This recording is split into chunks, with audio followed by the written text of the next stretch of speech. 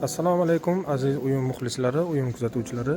Ana bugun biz 29-yanvar 2026-yil Xitoy Respublikasi Asvat Kech 7 bo'lishiga qaramasdan Strak dizel motorlarini tanlash, test qilish, sinovdan o'tkazish jarayonidamiz. Ushbu joyda kuzatib turganlaringizdek 40 taga yaqin dizel motorlar mavjud.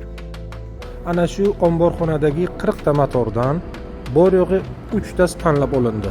1, 2, 3. Yillarni ko'rishingiz mumkin. 2020-yil sentyabr 19.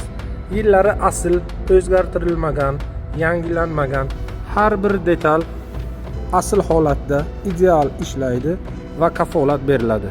Aziz kuzatuvchilar, endi sizlarga savol. Uyum jamoasi sinovidan o'tmagan motorlar kimlar tomonidan va qayerga olib kelinishi mumkin? Fikr va mulohazalaringizni izohda yozib qoldiring.